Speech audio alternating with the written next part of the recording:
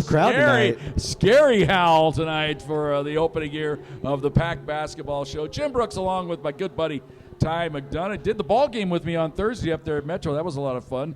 Unfortunately, the women didn't quite pull it out, but the men had a great ball game. Ty, this week promises to be just the ultimate battle for both the men and the women. Just what you want. Absolutely. March Madness came early here in February. The women essentially a playoff game on Thursday, and then the men, obviously, we know how well they've been playing. Big seeding game for them as well. Well, couple games. Yeah, recapping the games last week, the women, of course, lost a tough one, lose by 1 to Metro. The men, though, pulled it out in the fire. What a battle that was. It went right down to the end, and as the Thunderwolves men have been doing this year, finding a way to win, making winning plays at the end. Yeah, just a gritty performance. I think that just shows the testament of Zach Rubisam and the energy he's brought to the team this year. A couple maybe first half sloppy games on Thursday and Saturday, but hey, that's how they like it. They're a bunch of junkyard dogs. They can win low-scoring games. They can win high-scoring games, and they really kicked it into gear in both of the games, the first few minutes of the second half, and really set the tone for the rest of the game. Then on Saturday against Mines, Thunderwolves women, I kind of kidded the listeners on the air. I think the Thunderwolves women needed to take a shower at halftime. Yeah. Just go in and wash it off, take a hot shower, come back out, see what happens. They forced 29 turnovers in the game, but I think they shot around 20%. Just one of those games where sometimes I said on the air, my late mom, Ida, you say, there's going to be days like that, Jim. Yeah, and they've been playing really well. I know it's kind of do or die this week, and you're a little down from Saturday, but this is a team that's been playing really well lately. Thursday was an awesome performance offensively, 85 points. It was just, you lost to one girl. Espinoza just went off, and it was one little 6-minute stretch that lost you that game. You really dominated that game on Thursday. And then Saturday, I mean, that's college basketball for you. You're going to have off nights. You're playing in a hostile environment. You're playing in a gym sometimes that just doesn't suit your eye. And like I said, they played well enough on the defensive end to win. You hold the team under 60 points.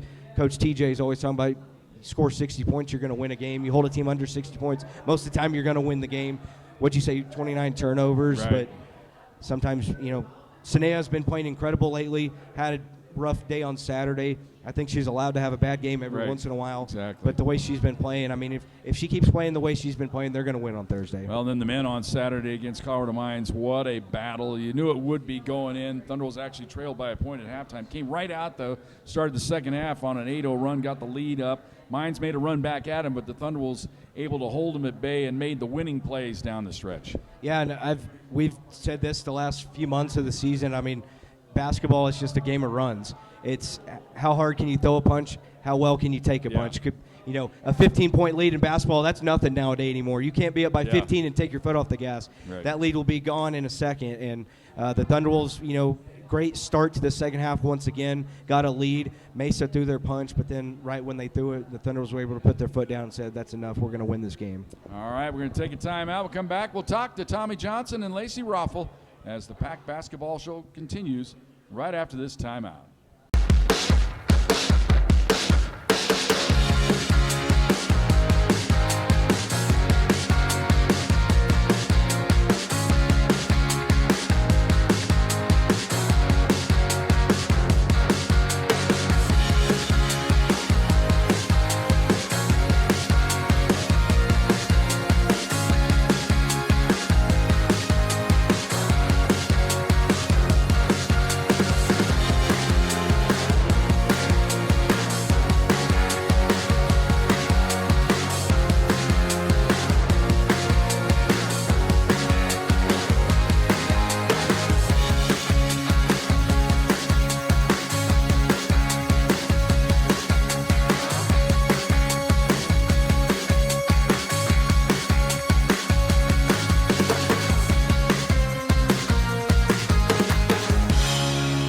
Hello, Thunderwolves fans. Jim Brooks here, your voice of the Thunderwolves, reminding you that tonight's edition of the Pack Basketball Show is brought to you by The Howler and the Colorado Collegiate Chronicle, courtesy of B-Fish Inc., also known as Tim Simmons, the resident historian of Pack Athletics. It is real simple. Visit bficcc.com to access the Colorado Collegiate Chronicle homepage. From there, click on the Click Here button to sign up for The Howler. Each week, you will receive in your email box a new edition with articles and links to keep you up to date on all things Pack Athletics. Join the Colorado Collegiate Chronicle and sign up for the Howler today. At ThunderZone Pizza and Tap House, we're all about great food, cold beer, and unbeatable game day vibes. Located near CSU Pueblo, we're the go-to spot for students, locals, and sports fans looking for a place to kick back, enjoy delicious handcrafted pizzas, and catch the big game. Every dish is made with fresh ingredients and bold flavors, from our signature pizzas and juicy burgers to our wide selection of ice-cold beers on tap. Whether you're celebrating with friends, grabbing a bite after class, or fueling up before the game, it's where the action happens. Come for the food, stay for the atmosphere. ThunderZone Pizza and Tap House. Hey, Rock. Rock, do you know what day it is? What day is it, Rock?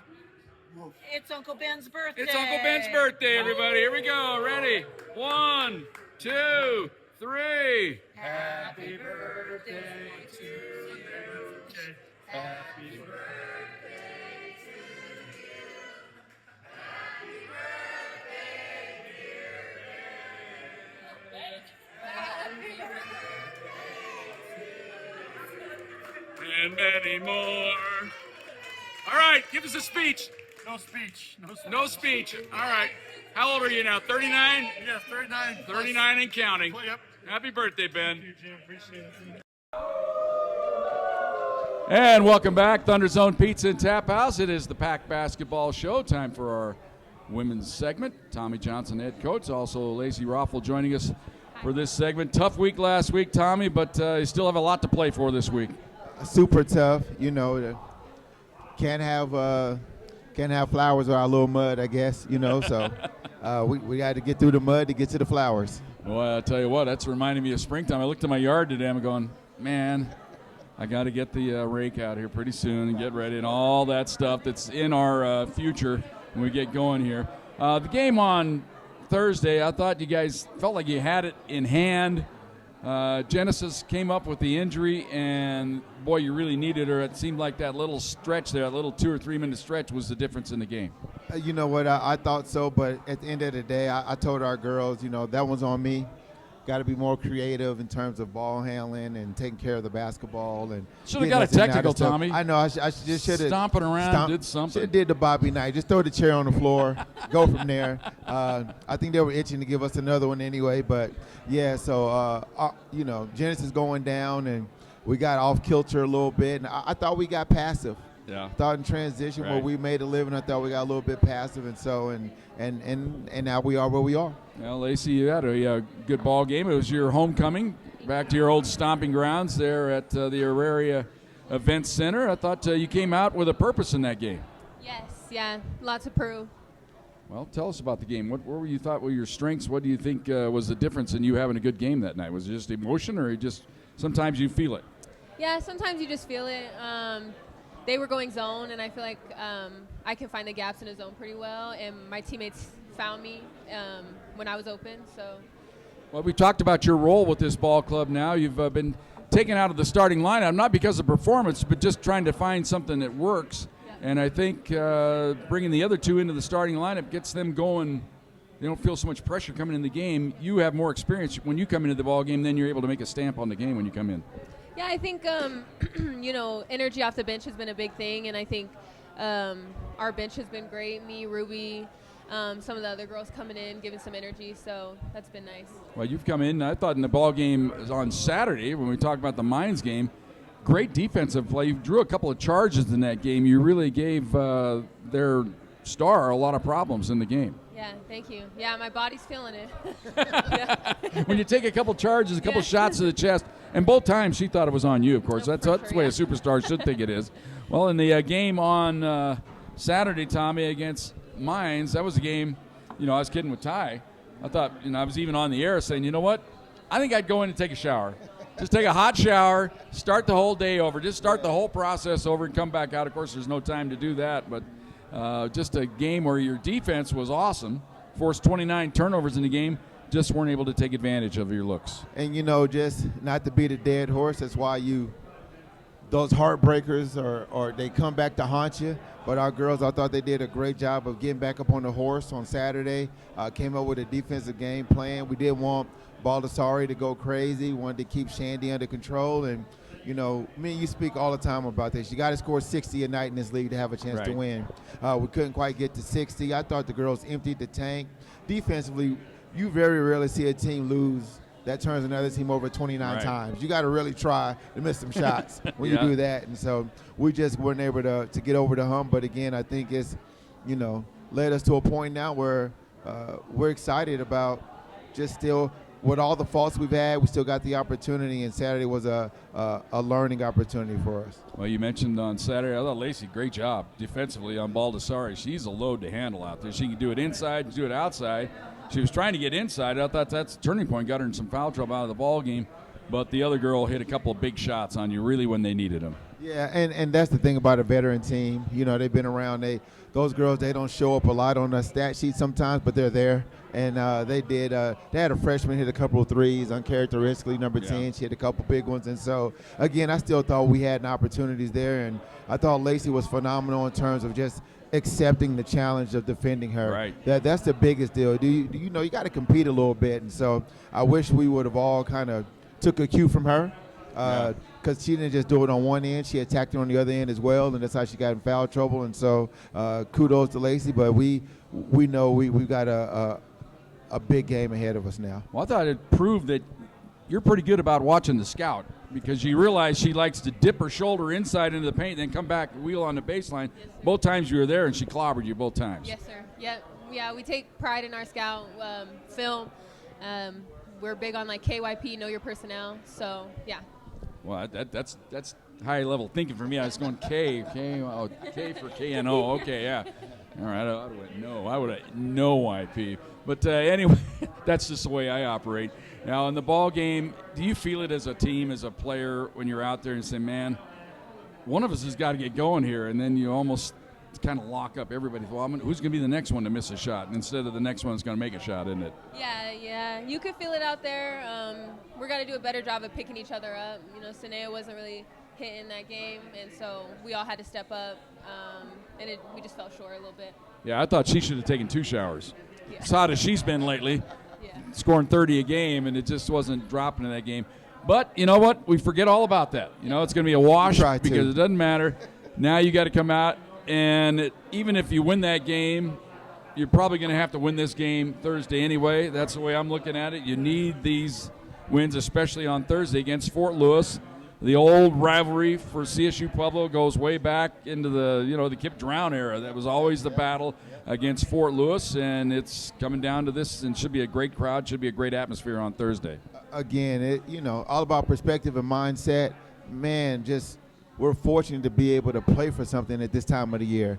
A lot of teams have packed it in and going home, or the season's over with, and girls are just getting through it. And we've got some girls on our team, and particularly Genesis Sweetwine, who's been a part of some winning here. And I know she's itching to lead us to get into the playoffs, because you get in the playoffs is anybody's ball game. And so we're fortunate to be able to do that. I wish we could have played today. I was ready today. And I also believe playing at home is, the fans really give you something extra. And so I'm looking forward to our crowd going crazy on Thursday night. Well, Lacey, that's what you got to be looking forward to. This should be maybe the best atmosphere of the season. When you look at it going in, there's so much on the line in both your game plus the men's game. There's no excuse not to come out, and I'm sure you're anticipating to be a great atmosphere and playing in front of the fans at Massari Arena on Thursday. Yeah, we're excited. We came into practice on Monday with a different energy. We're not out yet. And so we're excited. And I know we're going to give our all. And people are scared to play us because we come out and we have energy. And so, yeah. Well, your comfort level is pretty good. I don't know if you can do a high enough leg kick here. Let's see that. Now, that is a cool deal. That's a Nike. Right after beautiful. Those didn't come out the budget. They are awesome. I'm going to get me a pair. Thank you. I might go the powder blue. Yeah. Let's get the powder blue Nike slippers. I might go real old school. Maybe they got some Chuck Taylors on the line. So. That'd be nice. Yeah, the old Chucky Taylors. Remember those things? I remember when I graduated from them to Adidas, it was like the world changed, Tommy, back in 1978. Yeah, you might have me by a couple of years. About 10. Yeah, those About are 10, throwback. something like that. All right, we've got a game on Saturday as well against Adams State, and that's a hard-nosed ball club. Feel like you guys hold them one, too. That was a game where you got behind but played them even for the rest of from the second quarter to the fourth quarter, just dug a little hole. dug a hole. Another experienced team with national tournament aspirations. Again, that's been the story of our season, figuring out, okay, we are good enough. And then by then you've dug yourself in the hole. You got to it takes so much energy in this league every night. There ain't no off nights, no matter who you play. We've gone down to the wire with Shadra and Regis. It doesn't, any given night. So we're looking forward to playing them as well. It'll be senior night. I think we do have something to prove. And, you win on Thursday, and then Saturday's game takes on a whole new implication as far as the playoffs are concerned. Yeah, and Lacey, I'm sure you're thinking about that as well. I'm sure the mindset of the ball club is, hey, when we're good, we're close to unbeatable. When we play good and get off to good starts, I think that's what's critical with this ball club. Get off to a good start, get some confidence, and things tend to roll. Yeah, 1,000%. Yeah, you said it. That's really what it is. All right, I'll get in the huddle. I'm going to come over to the huddle, say we need to make some shots early and, hit somebody in the mouth as well. I got one better for you. Let me hear it. I'm going to let you put a little earpiece in some of our girls. Call down some plays and get them going. Yeah, that's my motion. Motion. That's why I'm the Doug Moe philosophy. I don't have any set plays, just motion, just move, just run around. Give it to the good players and move around. That's what we say. Well, you mentioned Senior Day being on Saturday. It's a chance to salute some of your veteran players. It's always a bittersweet day, isn't it? We just talked about that today. I have not been great on Senior Day because it's been so emotional. I've had some very dedicated and powerful and legendary seniors since I've been here. So I've learned my lesson. We don't do our senior talk till after the game. Before the game is just super emotional, and you also learn that they're dealing with their own emotions, trying to put things into perspective. And so I'm just grateful for our four, Destiny, Ruby, Sanea, and then Genesis. I mean, anytime you choose to come here and be a part of this, I'm grateful for that. Well, Lacey, I'm sure you're looking forward to it too, and sending them off on a good note. And your main goal is not for that to be the last game. You'd like that just to be, all right, that's a ceremony game. Now we're going to get down to business. We're going to a couple ball games. We want to be playing on Tuesday. Yeah, we definitely want to win them a couple more. We've all gone super close. Those are our dogs. So we want to fight to get another game for them. All right, thank you for coming on. Thanks, Tommy. Thank you. Come back after this timeout, and we're going to change it up a little bit. We're going to go softball. Ty McDonough's going to handle that. It's coming your way next right here on the Pack Basketball Show. Go Pack. At ThunderZone Pizza and Tap House, we're all about great food, cold beer, and unbeatable game day vibes. Located near CSU Pueblo, we're the go-to spot for students, locals, and sports fans looking for a place to kick back, enjoy delicious handcrafted pizzas, and catch the big game. Every dish is made with fresh ingredients and bold flavors, from our signature pizzas and juicy burgers to our wide selection of ice-cold beers on tap. Whether you're celebrating with friends, grabbing a bite after class, or fueling up before the game, it's where the action happens. Come for the food, stay for the atmosphere. ThunderZone Pizza and Tap House. Hello, Thunderwolves fans. Jim Brooks here, your voice of the Thunderwolves, reminding you that tonight's edition of the Pack Basketball Show is brought to you by The Howler and the Colorado Collegiate Chronicle, courtesy of B-Fish Inc., also known as Tim Simmons, the resident historian of Pack Athletics. It is real simple. Visit bficcc.com to access the Colorado Collegiate Chronicle homepage. From there, click on the Click Here button to sign up for The Howler. Each week, you will receive in your email box a new edition with articles and links to keep you up to date on all things Pack Athletics.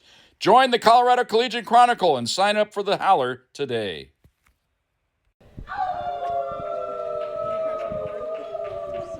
We're back here on the Pack Basketball Show. We're switching things up. We've got a couple of softballers with us.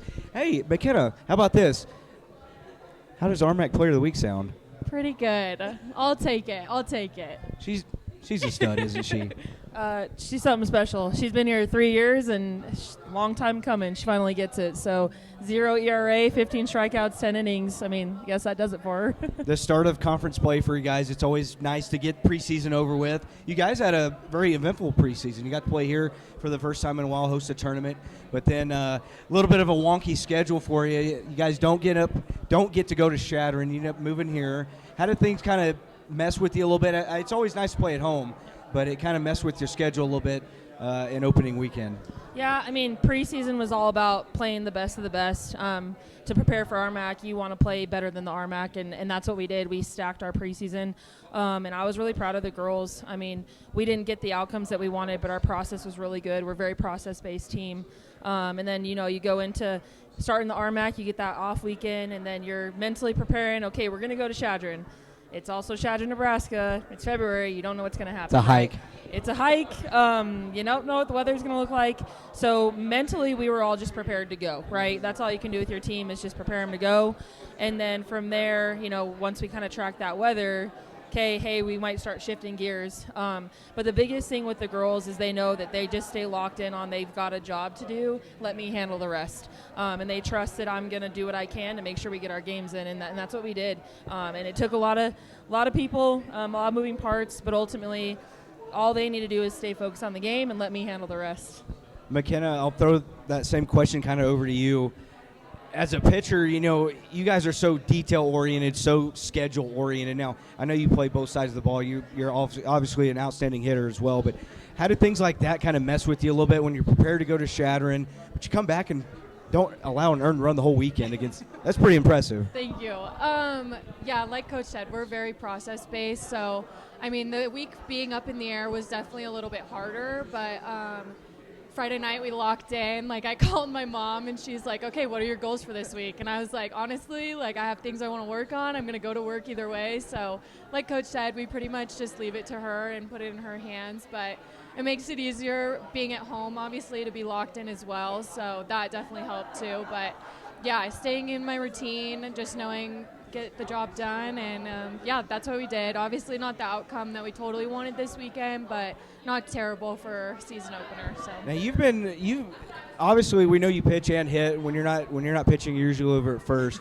You've been playing her a lot more, or letting her swing a lot more than last year. Last year, most of it was just pitching, but this year, you've got some more arms in your arsenal this year, so you've kind of taken a little bit of the load off McKenna, let her swing the bat a little bit. Do you like that a little bit? Do you like to be able to swing the bat a little bit more? I love it. I've been a two-way my whole life, so it's nice. I quit softball and came back, so it's been a work in progress, but this year it's been super fun. I feel way more confident in my swing, and we've been process-based, and I feel like the process is showing, and I'm getting the outcome, so yeah, it's been fun. I love hitting, so.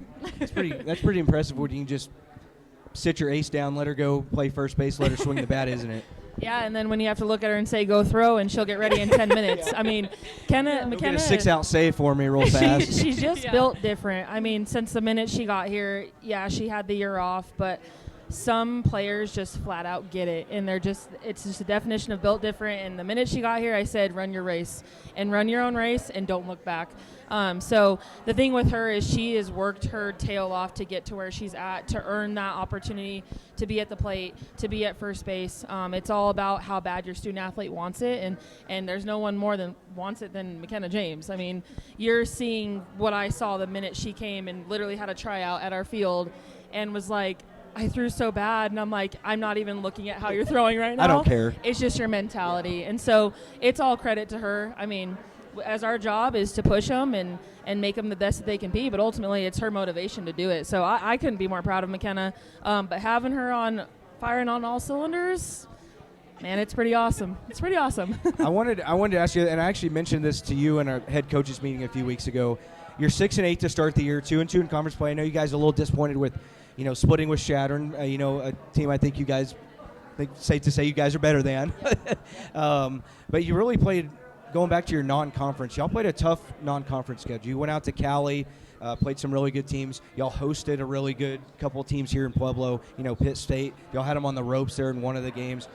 Is it a little frustrating, but also just you got to be patient, knowing, hey, we're better than 6-8. McKenna this weekend gets pitcher of the week, and I think your overall record for the weekend was 1-2. Yeah, 1-2. That a little frustrating, but at the same time, you just got to be patient. It's a long season. Is that the mentality? Yeah, and it's sometimes these early losses are a little bit of humble pie that you need, right?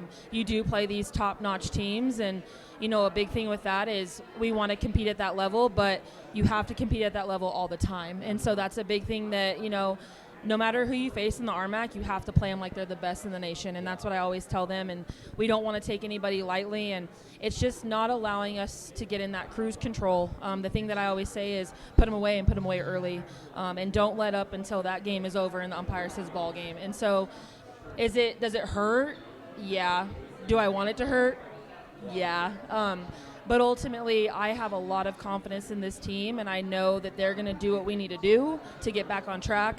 But sometimes these early losses that kind of hit you in the chin, got to let them hurt. It can sometimes be a good thing. Yes. It can give you a little Yes. kick in the butt like Yep. you need to. Yep. And I'll ask you the same thing, McKenna. Is it obviously a little bit frustrating? You don't allow an earned run and you go 1 and 2. It's like, who does that? I mean, like. No, it is. I mean, like Coach said, we played some really good teams in preseason this year, and I feel like it's helping our confidence knowing that when we go long into the season and go into the conference tournament that we're going to be ready, that we've already seen so many different things thrown at us that I think when we do go late, it'll be process based, and it'll be better that way of like we've been in this situation before and we let it hurt, and so we don't want it to happen again. So yeah, it'll be good. I'm glad that we're getting it out of the way now, for sure. Starts like this are something that's a reminder in our sport is you get hot at the right time. I think, you go one game where you're popping 17 runs and you go one game where you're only getting 3, and so it's good for you early. I always like to look at it half glass full, not half empty, and that's the mentality I want them to keep. And I think if you start, you're would that be 15-0? Are you as hungry and aggressive? And I think we would be, but it's good for us right now. You're also kind of a target there at the top when you're 15-0. Yeah. So I like for us to be the ones that just keep surprising everybody. It's just like her, like just now she's getting pitcher of the week when I feel like she's deserved it multiple times. But absolutely. For us, we don't worry about any of that. We worry about us. And if we play pack softball, we've got nothing to worry about. And whoever we face, you better watch out. We're going to come at you, and we're going to come at you hard. all right, let's transition over to some positives. All right. You guys Thank you guys put up some runs this week. Yes. So you got to be pleased with the offense, huh? Yes, absolutely. But that's something we've really just worked hard on. We've locked in offensively, and that's us as coaches sitting down at the end of every year and, what can we be doing better? What can I do better to challenge my hitters? Today, for example, I took the weekend and I said, okay, I need to focus in on how they approach their at-bats better because I'm not doing a good job of teaching them that maybe in those moments or making them self-aware. So we have the bats. This is one of the best hitting teams I've had since I've been here. Loaded. And they know that. And so it's letting the ball come to them, not making it the big hit. To be honest with you, so what's the old baseball / softball say? Pass the baton to the next person. Pass the bat mentality. After the home tournament, and we popped up a lot. I'm not even kidding you. I told them hit the ball on the ground. The whole week we worked on hitting the ball on the ground. And you got mad at Caitlin Cole's home run. I did. Too much air. So too much air on it. Too much air. Yeah. Got to be on a line. Now her home run this weekend, I was happy with that. That was a rocket. It was a little bit of a liner. A big rocket. And so, that's just something that we're focusing on even more than just taking swings that, be purposeful in our swings and just training them at a higher level because this is a high-level hitting team, and I know they can handle it. Well, you over here as a pitcher and a hitter, do you prefer high scoring or low scoring? I think as a pitcher, you probably prefer the lower scoring, but it's fun every once in a while. You can pop up for 17 runs, 20 plus hits. Kidding. You're asking somebody that has 0 ERA though, so she's going to beat either way. I'll take some insurance runs when I can get them for sure. So yeah, it's fun either way. We've had several of the ITB games where it's on the line and we're trying to pass the bat and get things done, but then when you pop a team 17, it's pretty fun. So both of y'all feel free, either one that you've got some newcomers in your lineup. You've got Giselle Morales-Cermeno at second, obviously having to replace an incredible player in Delaney Barella, who's still around. You've got a new third baseman in Reese Rimler. You're kind of, shortstop. As good as Maddie Huerta is, you've kind of got a little bit of moving pieces there at shortstop. Just piggybacking off what I said a minute ago, you guys are loaded, but some of it's newcomers. Yeah, absolutely, and that's the good thing for us is we returned a lot of that starting lineup. But the newcomers, they jumped right in. You want your freshmen and you want your transfers to get on board right away, but you have to allow them to get on board.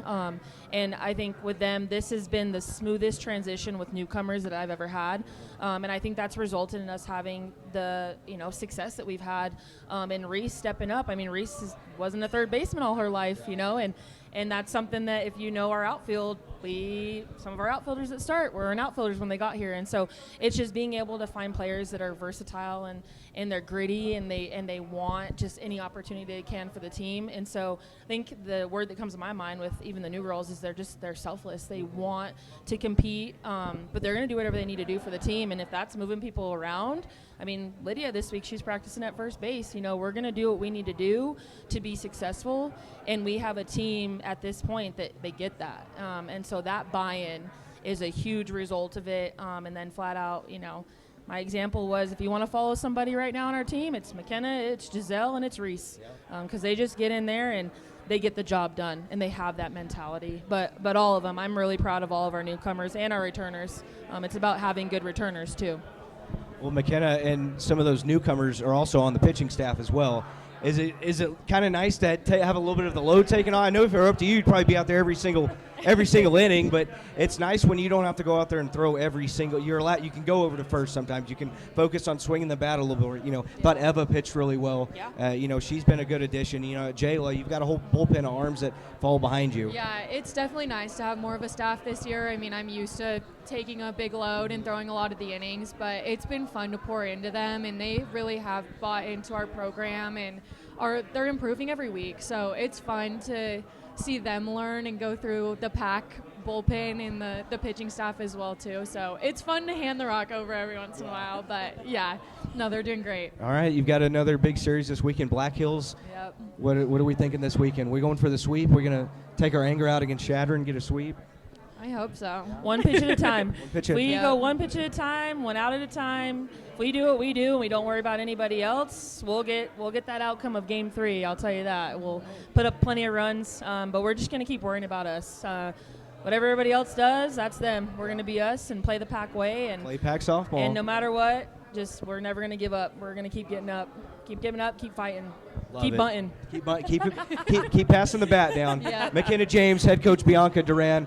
McKenna, the reigning RMAC pitcher of the week. It was announced yesterday. So, ladies, thanks for joining us, and we'll be watching you this weekend. Thank you. Thank Go you. Pack. Go Pack. Hello, Thunderwolves fans. Jim Brooks here, your voice of the Thunderwolves, reminding you that tonight's edition of the Pack Basketball Show is brought to you by The Howler and the Colorado Collegiate Chronicle, courtesy of B-Fish Inc., also known as Tim Simmons, the resident historian of Pack Athletics. It is real simple. Visit bficcc.com to access the Colorado Collegiate Chronicle homepage. From there, click on the Click Here button to sign up for The Howler. Each week, you will receive in your email box a new edition with articles and links to keep you up to date on all things Pack Athletics.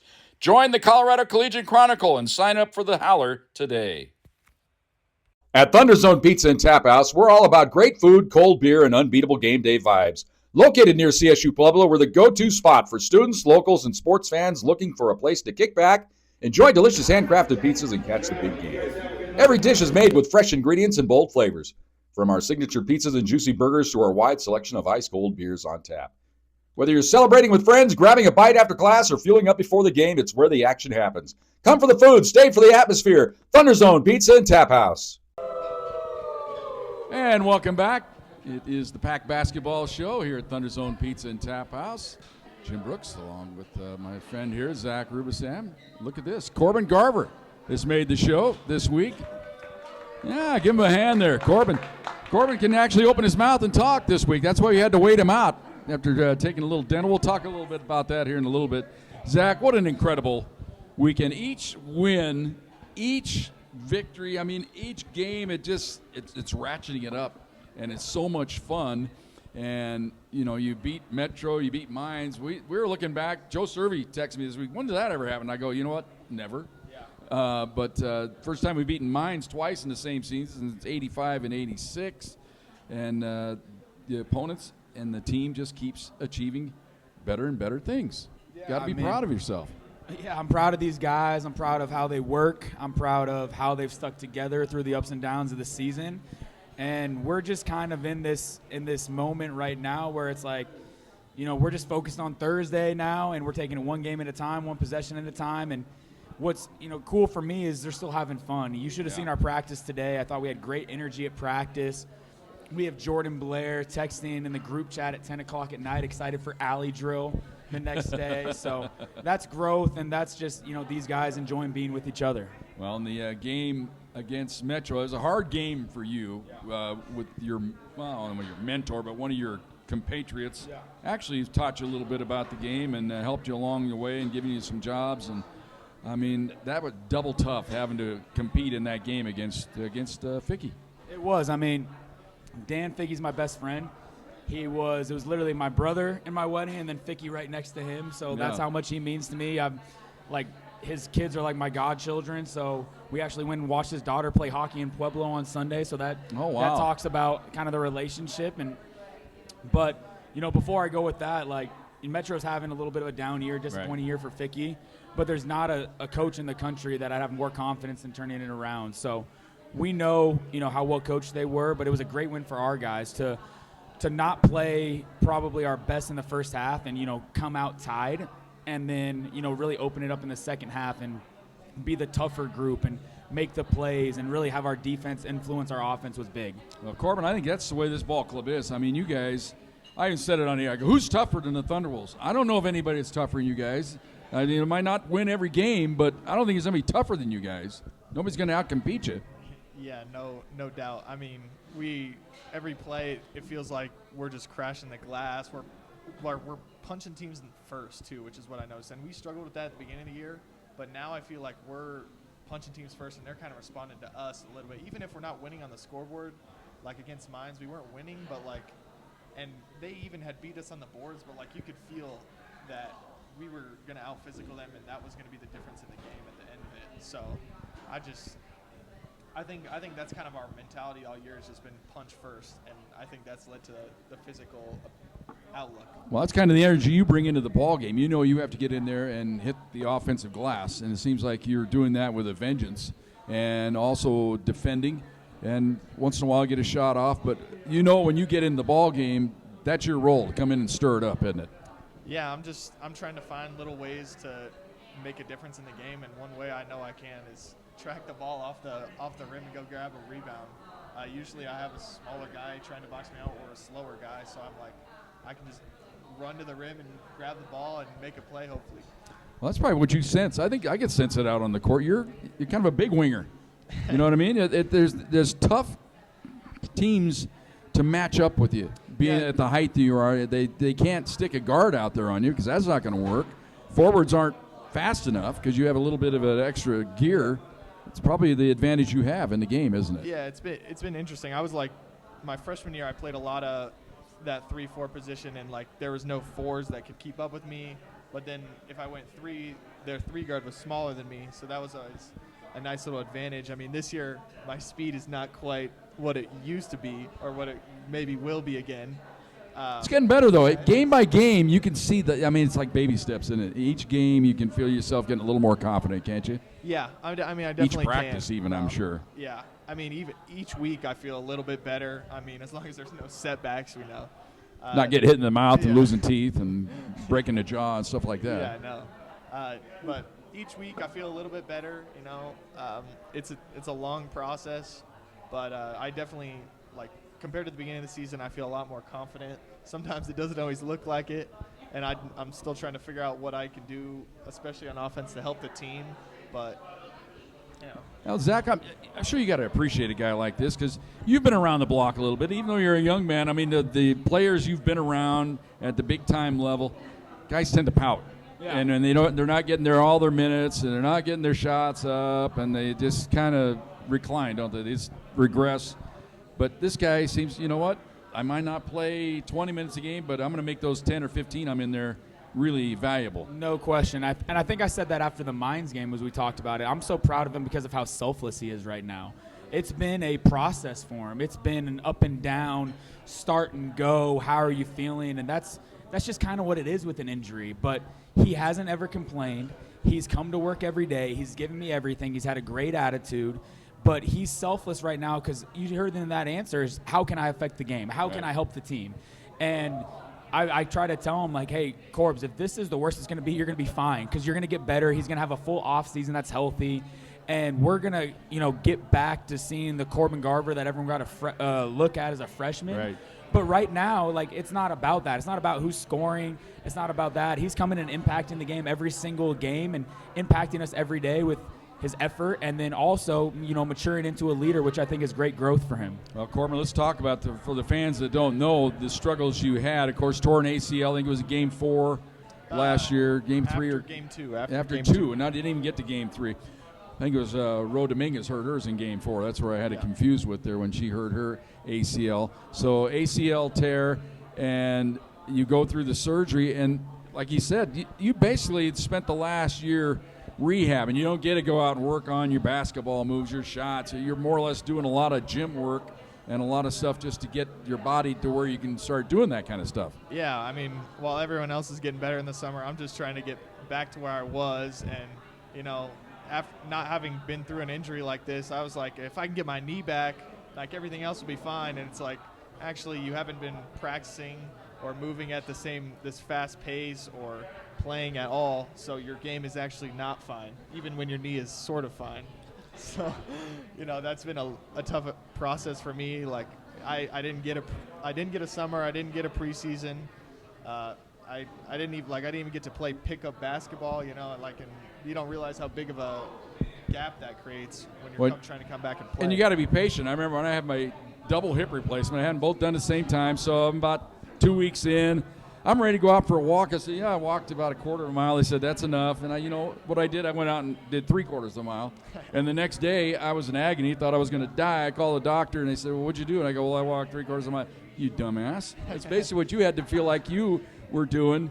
You can't do too much. You have to let the process take care of itself when you're rehabbing, don't you? Yeah, and I was chomping at the bit at month 8 to get back. And looking at it now is I was definitely not probably ready to play, especially at the level I want to. But do you feel like you're indestructible, even though when you're back? That's what you have to consider, don't you? Yeah, I mean, I was just with the whole process, I've just been thankful that it's actually on paper, it actually has went pretty smoothly, even though sometimes it doesn't feel like it. Well, Zach, I have a favorite saying when I'm calling a ball game. The guy fouled him with his face. Sometimes you'll take a block, you get a blocking foul calling you, and the guy will cream you, hit you with an elbow to the face, and they'll call you for. I think they called you for a foul. Yeah. Basically, that's what I said. Time, yeah. I said, well, Corbin fouled him with his face. He did, and I mean, through all of the physical stuff, the toughness that he still has, right? Corbin's not afraid. He's going to go in there and compete his butt off, and it's a great credit to me as a first-year head coach of he trusted me to come back, and when he wasn't sure and coming off an injury, and it's been up and down, but again, bright days are ahead for that young man. Exactly. Well, let's talk about your other injury. When you did foul with the face, what exactly happened? I know it required dental work, but it was a little more extensive than that. We had a little dislocation, didn't we? Yeah, it was the upper part of my jaw snapped and basically snapped up. But Ty Paycheck put it back in within the hour, and then wired the top part of my teeth together to keep it in place, and then it just healed, and we're all good now. It's toughness right there, Jim. Well, now when you're under the gas and he's doing all that, did he explain? No gas. So you just went right after it. Toughness right there. But I'm sure he was talking. Ty's a talker. Oh, yeah. I'm sure he was telling you about, did he give you all the Bojan history of Pueblo and how he's the leader of the whole clan? Funny enough, we were actually – the game was still going on, so we're watching. I'm like, I can't talk, but I'm watching Colorado School of Mines game. The first what time a we game, played them at too. home. Yeah, and I hear Bryce Reel dive on the floor or something, and that's when I knew we were going to win. Yeah, well, that's awesome. Well, you're all 100% now. You had to have you wired shut for a week or so, right? Wire on the top for 5 weeks. Wow, my God, Got that's it off longer than I last Monday. thought. I thought you just liked to look at the braces look. That was actually for purposes there.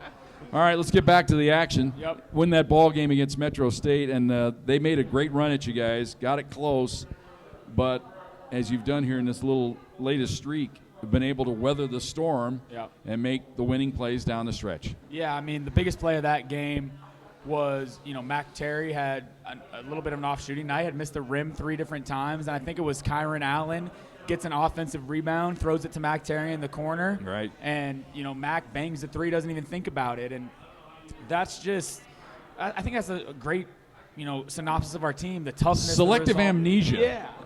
like, it's not always pretty, but we're going to keep fighting, and at the end, we're going to make the plays, hopefully, to pull out the game.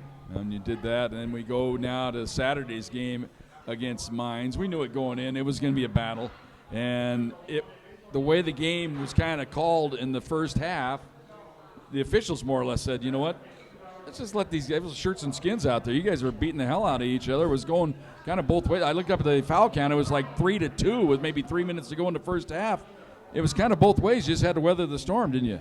It was physical. I know at one point you said, hey, somebody's going to get hurt out here. That's what I said. I was like, if you guys are going to let us play this way, like, someone's going to get hurt because you're just letting them do anything. And that's, you have to adjust to it, and we did. And, but I was a little disappointed with our first half, not in terms of the score and where we were.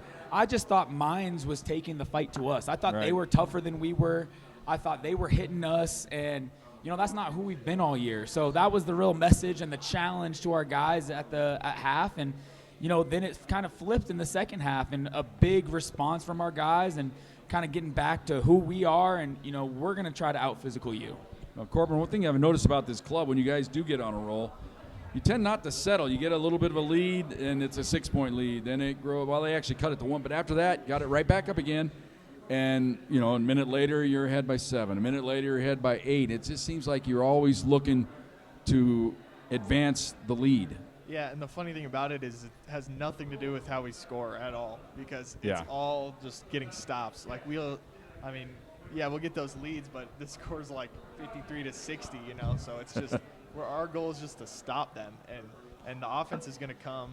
We'll make a couple shots, we'll make a couple free throws, but even at the end of the game, if we're missing shots, we still push those leads out because we just keep stopping them over and over and over. Well, I think you got to admire, Zach, about this ball club. It's not always relying on one guy.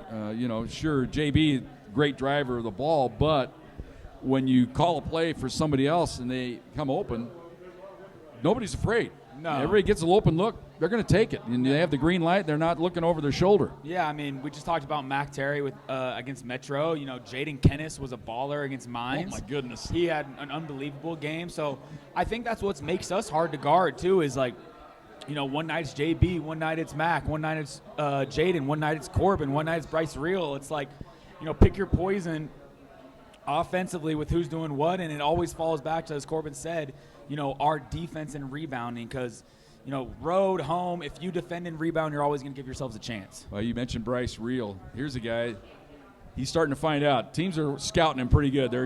They're always around him, not getting many open looks. But finally in this game against Mines, when the look came his way, that might have been the biggest shot of the game, because when it's a 6-point game, or I think it was a 5-point game, they get a stop, all of a sudden it's a one-possession game. He hits the 3, you go up 8. It was almost like a collective, all right, now I think we got these guys. We just have to take care of business. No, it was. And, they hit 3 unbelievable threes. Man, that guy was unconscious. Unbelievable. And Bryce was draped all over him. But, he's going to get at least 1 a game. And the degree of difficulty on that one, a step back going to his left was tough. But, if he gets his feet set and he gets a clean look, I think it's going in every time. And that's unusual with a kid like that who's a freshman who's shooting – 48% on the year, shooting 50, 53, I think, in RMAC play. Like, I told you after that's unbelievable. I told you after the game, right? I'm starting the campaign for Bryce Reel to be freshman of the year, because I don't know another freshman in the league that is impacting winning on his team more than Bryce Reel is. And, it's happened quickly for him because of how he defends. Like, if you don't defend as a freshman, you're not going to play anyway. But I think Corbin will attest, he defends, he guards the ball, and then he's an elite shooter. So he's only going to keep getting better, but he should be the freshman of the year in the league. Well, and you mentioned the play that everybody's going to remember. One of the highlights of the year when diving on the court in that ball game to save the game, and it was crazy what he's been doing. Yeah, I love Bryce. He's such a good kid. He always has a smile on his face coming to practice. He's always in the gym getting extra shots up in the morning. I like to join him. Hope it rubs off on you, right? Yeah, no kidding. Give me a little mojo. Yeah, but this week, funny enough, we worked on shot fake sidestep 3s for Bryce Reel, because you're right, everyone is scouting him now, and I told him that was coming. I was like, you're gonna, like, this summer you got to figure out how other ways to score, get your shot off, and so of course Ranson being the basketball wizard that he is, he immediately had Bryce working on pump fake sidestep threes on Monday morning. So, well, maybe Sam Howard could teach him that little that runner. Yeah, that wasn't that bad play. And then of course Mac had one I thought was a pass, alley-oop, and it went in the basket. I know. How about that? How did he claim that, or did he just say a bad pass, good shot? We didn't even talk about it, to be honest. But to Corbin's credit, like, you know, we have guys that are workers. Like, it's Corbin, it's Mac, it's Bryce, it's Sam every morning in the gym with Coach Ranson. And that's what you have to do to be a high-level basketball player. And I'm glad we have guys that have that work ethic and want to do it. All right. Now we look to this week. Fort Lewis coming to town, hoping it's going to be a magical atmosphere on Thursday. No excuse not to show up for this ball game. And it's like a playoff game, because win this game, you assure yourself a home game, leaves yourself still a chance to get third, because you would have the tiebreaker against them if you win the game on Saturday. There's a lot on the line, a lot of moving pieces in this game, and if you win it, it sets up beautifully for you. Yeah, it does. And, I mean, Coach Vihill's here tonight. Thanks, Coach Vihill, for coming to the game. Hopefully with those football players back to the game on Thursday night, because I know they had fun the last time they were all at the game. But, I mean, that's what you want to be doing. It's late February. You want to play, you know, high-level college basketball, and that's what these two games are. Was, you know, first with Fort Lewis, a team we haven't played this year.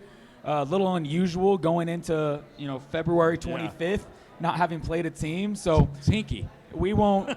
They won't. Haven't seen us in person. We haven't seen them in person. So it'll be throw punches, try to figure them out, and you know, I'm just confident with our guys. If we play our game, you know, we'll have a chance to win against anybody. Well, I'm sure, Corbin, you guys are looking at, well, is this a team that won 12 in a row to start the year, or is it a team that went through the 4-game losing streak? I tend to think it's more like the team that won 12 in a row, because they seem to have righted the ship. I'm sure that's what you expect, their best effort. Yeah, I mean, they're coming to Pueblo to play the Thunderwolves. They're going to give us their best shot, man. Come on. You should be ready for it, right? Yeah, we'll be ready. All right, then we got Adams State coming in on Saturday, and that's another team. I mean, they went through a funk, Zach, where it looked like, man, they might be on the ropes. They lost 3 or 4 in a row.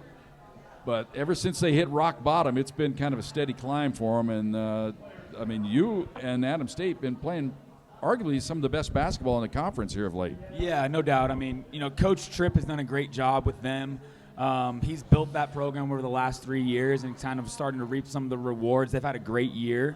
And they were on a streak. I think they had 6 straight home games and won all 6. Right. And, you know, they're tough at home. And, you know, we were able to give them one of those 2 losses at home early in the season. So I know he's been talking to them. They'll be ready to come in and play. And, you know, like Corbin said, you know, we're at a point right now where we're getting everybody's best shot. It's February basketball. There's no secret anymore. There's no secret. They know what they're getting when they come and play in Pueblo and play against the Thunderwolves. It's going to be a fist fight, and, you know, they're going to be ready for us. All right, we're looking forward to it. Corbin, thanks. Thank you. Showing up. Zach. Thanks, Jim. Appreciate you. See you on Thursday night. Come back.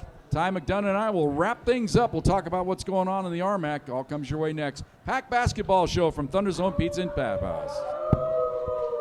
At ThunderZone Pizza and Tap House, we're all about great food, cold beer, and unbeatable game day vibes. Located near CSU Pueblo, we're the go-to spot for students, locals, and sports fans looking for a place to kick back, enjoy delicious handcrafted pizzas, and catch the big game. Every dish is made with fresh ingredients and bold flavors, from our signature pizzas and juicy burgers to our wide selection of ice-cold beers on tap. Whether you're celebrating with friends, grabbing a bite after class, or fueling up before the game, it's where the action happens. Come for the food, stay for the atmosphere. ThunderZone Pizza and Tap House. Hello, Thunderwolves fans. Jim Brooks here, your voice of the Thunderwolves, reminding you that tonight's edition of the Pack Basketball Show is brought to you by The Howler and the Colorado Collegiate Chronicle, courtesy of B-Fish Inc., also known as Tim Simmons, the resident historian of Pack Athletics. It is real simple. Visit bficcc.com to access the Colorado Collegiate Chronicle homepage. From there, click on the Click Here button to sign up for The Howler. Each week, you will receive in your email box a new edition with articles and links to keep you up to date on all things Pack Athletics.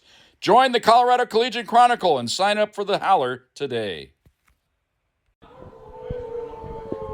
And welcome back, ThunderZone Pizza and Tap House, final segment of the Pack Basketball Show. Ty McDonough rejoins me. Ty, I was excited to get the softball team out. That was fun. Yeah, they're a great interview. You know, I think their whole squad brings a lot of energy, and I'm really excited to see what they can do this year. Yeah, McKenna's a stud. Man, she is. You and I, we talk about it. Bianca, there's no rule against, 2 28 innings on a weekend. No, I was maybe It's a I was softball trying play. to I was That's trying why to they throw that way. I They was throw trying all to give night. Bianca a little hint right there, like, hey, you throw McKenna as much as you want. I remember the great Alan Koglazier from Yeah. Pueblo, one of the greatest. Wear that arm pitchers out. Use in every softball history. He'd throw all day, throw 3 games sometimes. But I know, I get it. We're just greedy. We want to see McKenna we're out there greedy. more often.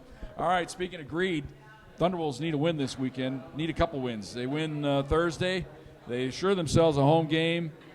They set themselves up for maybe being able to sneak into third. They actually, if they win both games, they're assured a third. Could possibly finish as high as second. League championship is, that would have to be kind of weird for that to happen. I think they could tie for it, but I think there's one tiebreaker they wouldn't handle. But it's still huge. And for the women, as it turns out, with Colorado Mines getting a victory tonight, as we're taping the show here tonight, Thunderbolts know their destiny. They have to win on Thursday or they're done. Yep. Yeah, I mean, simple as that. Win or go home. Yeah. It's March Madness come early. Yeah. You're one and done. Great chance for them. I think they've been playing really good lately. Fort Lewis is going to be just as fired up, and we'll see what Tommy Johnson's squad's made of. As far as the rest of the RMAC, when we look at the standings right now, you can see it's kind of a jumbled up mess on both sides of the house, with the exception of Colorado Mesa, hands down the conference champion on the women's side, but still room for a lot of positioning. We'll start with the women's, looking at their conference standings right here. I mean, it's hard to say what's going to happen. You could finish second, you could finish sixth in that little jumbled up mess right there.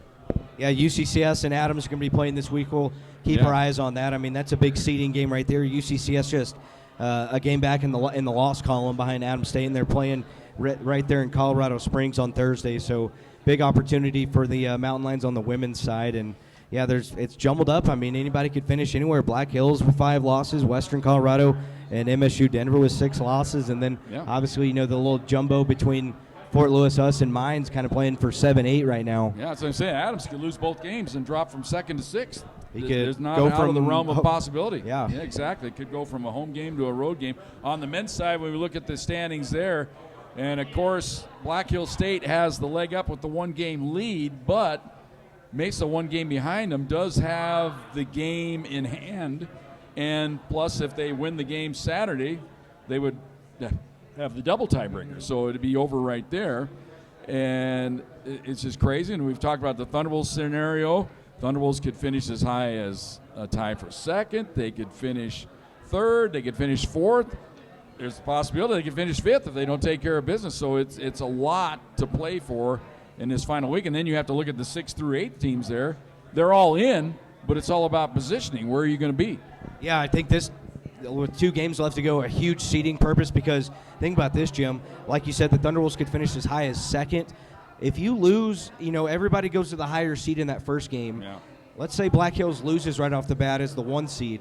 Then whoever that 2 seed is gets to host the remainder of the RMAC championship in your building. Can you imagine if the Thunderbolts can find a way to get into that 2 spot, maybe Black Hills loses right off the bat? I mean, what is it, Highlands sitting in that 8th spot? We'll be big New Mexico Highlands fans this week if that can happen. That's what we got to look at. When we look at the schedule this week, and first we'll start Thursday on the women's side. And, actually the schedule we put up, it's the same both ways, the matchups. And when the matchup that sticks out, UCCS playing host to Adams State, both on the women's side and the men's side. These are huge games with implications. Thunderbolts will be watching that score on the men's side, because if Adams loses, then they assure themselves of the playoff game, no matter what happens to CSU Pueblo. But, I mean, it is crazy right now. Yeah, I think Thursday, definitely your eye to keep on for the men and women is, like you said, that UCCS and Adams State game. I mean, huge seeding purposes on the women's side. I don't anticipate Mesa not hosting the whole conference tournament in Grand Junction, but still, though, I mean, that's a big matchup, whether you want to play who knows who's going to get 2, or pardon me, who's going to get 6, who's going to get 7, who's going to get 8. So you got a lot to play for on the women's side if you want to be that 2 or 3 seed. Then the same thing on the men's side. Yeah, let's look at the schedule now for Saturday. And it looks like, of course, the Thunderbolts against Adams State on both sides of the house could be great matchups. We all know how good Adams State's women is. Hopefully the Thunderbolts still have something to play for there. If they win, they assure themselves of getting in. So that would make that game, I guess, kind of maybe meaningless in the standings. But at senior day, you still want to have go out on a winning track. Yeah, and like I said, I think they're a whole different team at home. This team plays really good in front of their home crowd. I mean, Sanaa Martinez has been incredible in front of the Masari crowd the last second half of conference play, and Genesis Sweetwine. I mean, they're a different animal at home on the women's side. And like you said, on the men's side, it's just a different animal playing in front of the Masari crowd. Well, and of course, on the men's side, the game of the year, it could be for the RMAC championship when you've got Black Hill State playing host to Mesa. If they both win on Thursday, then that sets up Saturday's winner take all. The winner will win the RMAC. That could be a very fun night in Spearfish. Well, it's huge because, like we just talked about, it's all a seeding purpose. Whoever gets that 1 seed, you control your destiny to host the rest of the RMAC tournament in your building. That could be the difference in, the Final Four and then Final Two being played in Spearfish, the Final Four, Final Two being played in Grand Junction. So, who's going to really be watching it is, the people at Mesa.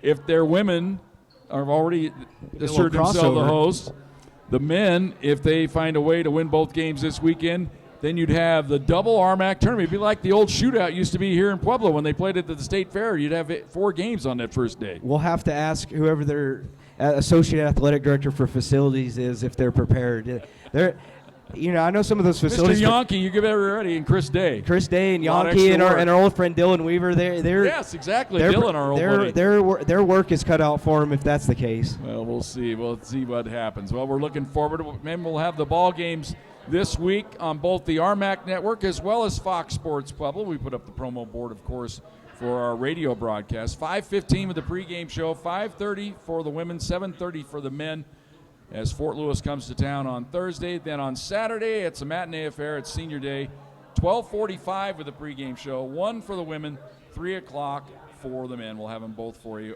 on the radio as well as the RMAC network. Ty, it's been a pleasure. Enjoyed it. As always, Jim. Let the games begin. Special thanks to Ben Greenberg, Sports Information Director at CSU Pueblo, along with Paul Plinsky, the Athletic Director. Special thanks to everybody here at ThunderZone Pizza and Tap House. Of course, Ryan Howard back in the house after all of his health issues. He's back, looks 100%, and we thank him for everything he does, as well as Tim Simmons from the Howler. Be sure to subscribe to that, bficcc.com.